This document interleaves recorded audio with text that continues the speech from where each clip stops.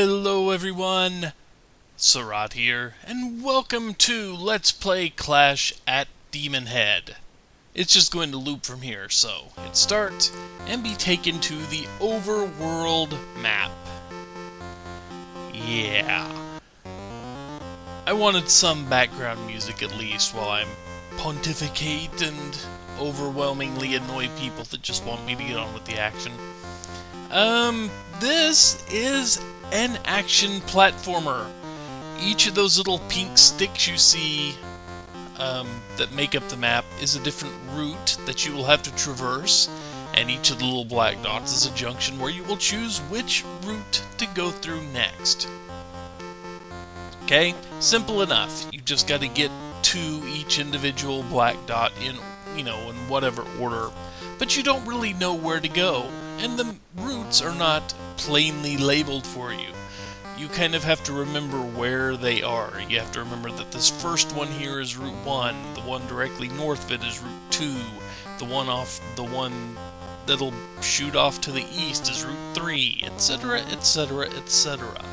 And they do kind of get a little bit confusing if you don't know what you're doing, which you probably won't the first time you play this game. But I have played this game before. It's been a very long time, and I don't remember everything about it, but let's chug through the first route, and then I will stop once we start the second one. You'll see here. So this is Bang.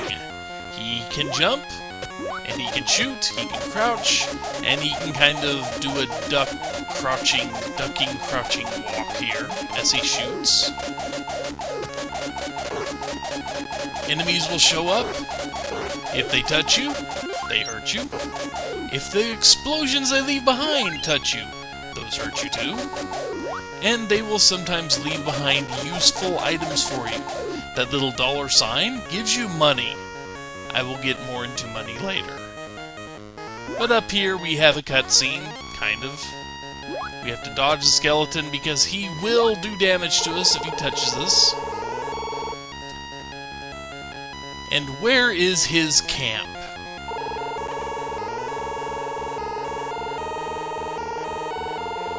And voila, we have a goal. We've got to get the royal medallions of the 7 governors.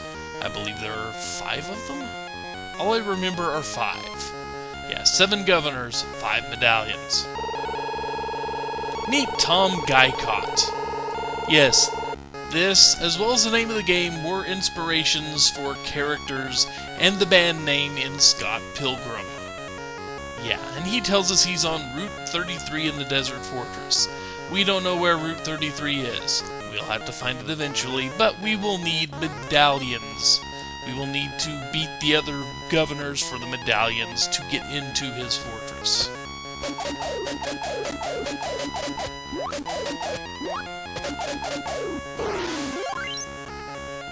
Huh? I don't think I hit him, and he's still exploded into an apple. An apple gives us force points, 10 of them. Right now we can have a max of 99, but they are completely and totally useless. I'm hoping someone drops a heart.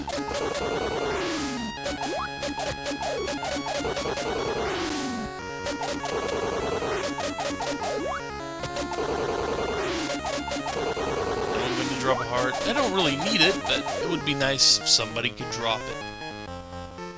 So there's the basic idea of this game. We clear routes, we explore new routes, we beat up enemies, we shoot them, they drop things, and hopefully we don't get beat up too badly. So anyway, for now, let's go to Route 2, because this is the explanation video for everything that's going to go on, and we're not actually going to advance plot. To advance plot, we need to go on Route 3, but you know. The guy I can't reach, and I accidentally touched the statue. Thankfully I didn't take any extra damage there. Did plenty there, though. And a side note on pits. Pits are not the instant death, traps that you would come to expect. Instead, if you fall down a pit, this happens. You get shunted off to an underground little lair here, where you've got to go left or right and get to the exit, which takes you back to the last overworld junction point you were at. There are almost no sudden death pits in this game. The only ones that are really sudden death are the ones that are full of lava, because lava kills you instantly unless you have the right item. And yes, I said item. We will get to items in a minute when I get to the one and only shop on the map where you can buy things. And why that's not nearly as big a handicap as you might think. So anyway, let's not fall down the pit again. Let's, not fall down the pit, and let's not touch the freaking, yeah, I'm getting beat up. Come on, drop me a heart. You may have noticed the power gauge in the bottom left there. We will go into that more when it becomes a lot, when I can actually, explain it a little better, I guess. But that was Route 2. A bunch of water. You may not think this is a huge problem. It kind of is. So anyway, we want to go to Route 5. The miniature Tom guy got there. Ow. Heart, finally, restores 1 unit of power. As you probably could have predicted if you've ever played video games before.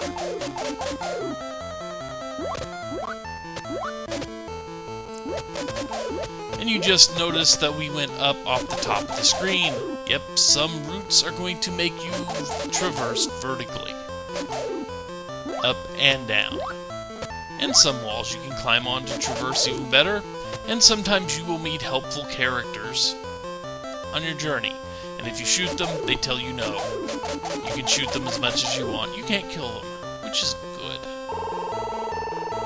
And this guy wants to tell you about a gold mine in the mountains that we can get money for gold nuggets in the exchange store. So in other words, we get a whole bunch of gold nuggets, we take it to the exchange store, and they give us money in exchange for all of it. Simple enough. So anyway, let's talk about items. And this is our item screen. It has 15 blocks we really care about, 3 of which are crossed out at the moment. Well, question marked out. We have 12 immediately available things we can see here. We have a barrier, we have 3 different types of special gun we can use. We have a shop call, I'll go into that in a minute. We have a micro recorder. We have 2 types of suit that allow us, to pass through certain areas, like water in this case and lava in the super suit. We have a jetpack, which enables us to fly for a very limited time. We have power boots, which allows us to jump higher and run faster. We have food, which restores health when used, like so. And we have Dyna Punch, which, when we use it, it restores us a little bit of force power. Again, force power is completely useless. But anyway, here is home to the only shop in the entire game. And that is how you access it. So anyway, let's talk about each of the items. He can give us a tool tip for each one of them here. The little GC thing that said it was a barrier. A crystalline barrier. Basically, it sends out a little rotating shield around you that can soak up hits and even defeat minor enemies. Pretty standard shield there. The Rolling Star. A boomerang gun. Yeah, this one is kind of difficult to get a handle on, but I've heard people say it's actually really good. I will actually display these fairly soon, maybe next video. It's a little difficult to get a handle on, but like I said, some people have had success with it. It does shoot through walls, which is good, but you'll see what I mean when I actually play with them. The Powerball kind of bounces, or it kind of launches out at a 45-degree angle up or down, and when it makes contact with the ground, it just kind of rolls along it, and anything it runs into, it hurts. The actual good gun that most people want is the Thundershot. It kind of has a spread fire effect. It sends out 4 little waves, either in it kind of, if you can imagine a 90-degree angle being fired away from you, a right angle triangle. Yeah, it's either up or down depending on if you're standing or crouching when you fire it off. Probably the best gun in the game, but it comes with the smallest amount of ammo per unit. The Shop Call brings a shop anywhere in the overworld, basically. Anytime you're on a route and you actually can see the route, there are a few unknown routes that you cannot do this. You can use this and it brings down the shop for you to buy things from. This you can get a password from. Very handy. The only way to really save your game if you want to turn it off. You do have unlimited continues. If you die, you can continue from the last point you were at. It will cut your force in half, which, again, in the early stages, is not an issue. Becomes an issue later, not at the beginning. Super Suit, swim in lava. That's basically the main point of the Super Suit. Supposedly you can climb ice walls with it too, which are handy, I guess. Aqualung, protective diving gear. A note about your power, because it's fairly relevant to the way the Aqualung works here. Your power is not simply 4 hits and you die. No, that's more like each white bar down there is representative of so many hit points. And, well, once you burn through so many hit points, you lose a bar. A heart pretty much just refills one of those bars fully, as far as I understand it. And if you've taken any damage that hasn't displayed on there, like you've taken some damage but you've still got 4 white bars, yeah, the heart will erase that damage and you have 4 fresh hearts. Water, you noticed when we swam in a little bit, it was not really easy to see, but it slowly drains away at your health anytime you're underneath the water, anytime he's got to hold his breath. It drains away just a little bit of your health at a time. The diving suit negates that completely. It also allows you to move faster in water, which you haven't seen yet, but, we will get there because I'm buying one right now. Because we need to dive, like, almost immediately after we get out of here. The jetpack allows you to fly. That's pretty much all there is to it. You can jump up in the air and just kind of hover, or you can move around. And all the suits come with timing meters, like the diving gear. For every second, every tick you're underwater, it drains a little bit of use. The super suit, whenever you're in lava, it'll drain use, and the jetpack, whenever you're flying, will drain use. Power boots here. These will make you run faster, jump higher. Pretty useful, but they never turn off, quote unquote. The food? You've seen it. It restores an unit of health. And the Dynapunch will restore some force. Again, not useful now, but useful later. There's a hermit involved. I'll let you piece together the rest.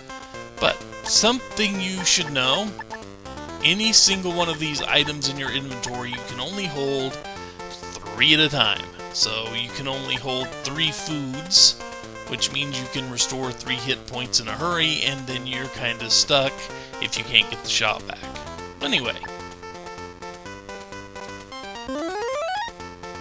now that we've got all the exposition out of the way, all the explanations out of the way of how to play the game, that's why you always want...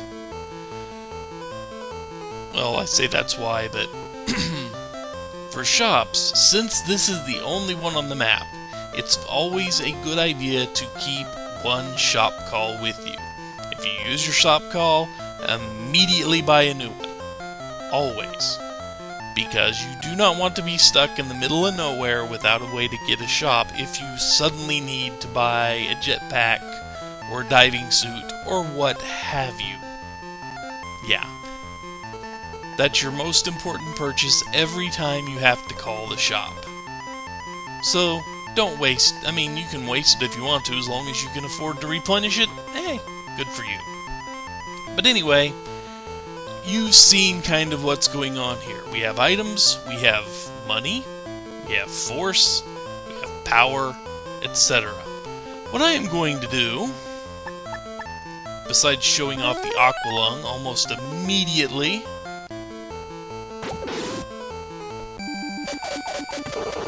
ow.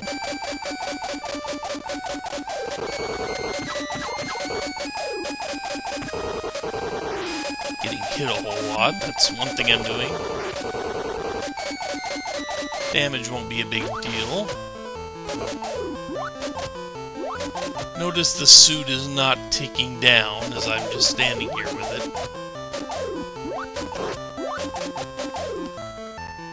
Come on.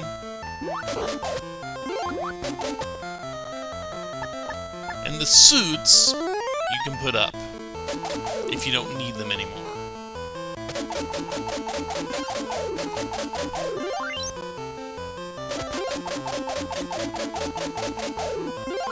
But this is the mine the one character told us about, and notice it drops gold.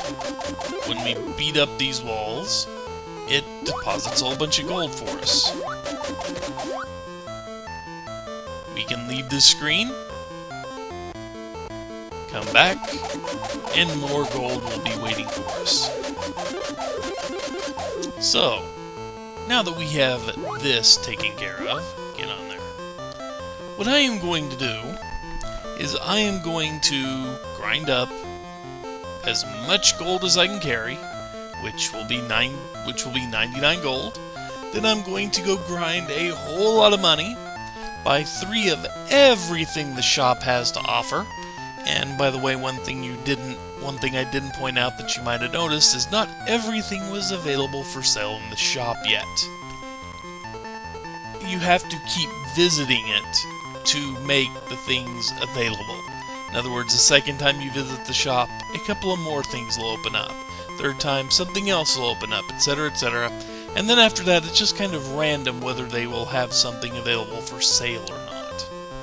Go figure. Anyway, going to grind up a whole lot of gold here, going to grind up a whole lot of money, and when I come back, I will be back on the very first screen with full items, full health, the maximum of 99 force because the enemies are going to drop apples while I shoot them for money, and not quite max money because I don't really want it yet. Don't really need it with what I'm going to be doing. But yeah, pretty much everything will be maxed out and we will be actually ready to go. I'll be completely geared up and ready for this journey. So anyway, when we return, we actually start the game properly. But until then, take care folks. I will see you all later for more.